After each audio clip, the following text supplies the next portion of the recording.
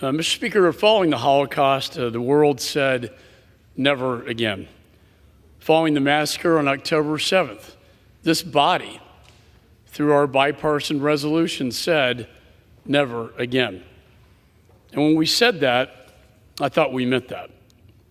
When President Biden said to Israel after the attacks, quote, "As long as the United States stands, we will not let you ever be alone," I thought he meant that.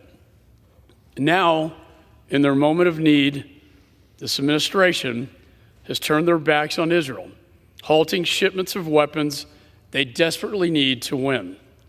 This administration has sowed the seeds of doubt on this nation's commitments to our allies. We abandoned Afghanistan to the Taliban. We slow-walked weapons to Ukraine, giving them just enough to bleed out, but not to win.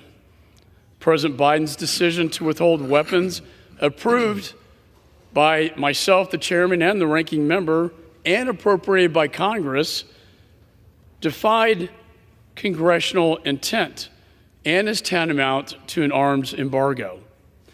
Mr. Speaker, red lines are meant for our enemies. Red lines are not meant for our allies and our friends. But that's precisely what this administration is doing to Israel. And what a terrible message to send to our allies. And even more dangerous is the message that we are sending to our adversaries. This week marked the 76th anniversary of Israel's independence. Think about that and the timing of this. To mark this occasion, the State Department released a statement saying, quote, "The United States was the first country to recognize Israeli statehood when Israel declared independence in 1948. Our history of shared democratic values, trade, deep cultural ties, and commitment to regional security has provided the basis for our country's strong partnership and friendship," end of quote. A strong partnership and commitment to regional security means standing with our allies, not withholding vital weapons during an unprecedented war, and not withholding vital weapons after Iran, for God's sakes, for the first time in the history of the state of Israel, firing endless rockets from Iran directly into Israel. We all want peace and stability in the region, but that cannot happen as long as Hamas remains in power.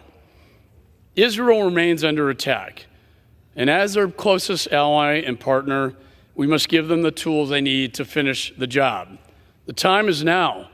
We cannot wait any longer. It's been delayed enough.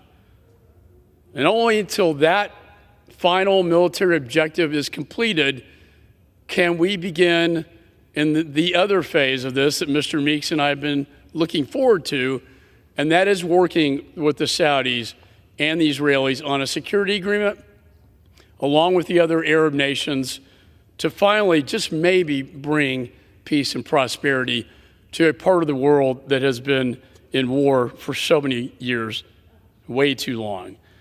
So I urge my colleagues to support this measure, to stand with Israel in its darkest hour. And with that, Mr. Speaker, I yield back the balance of my time.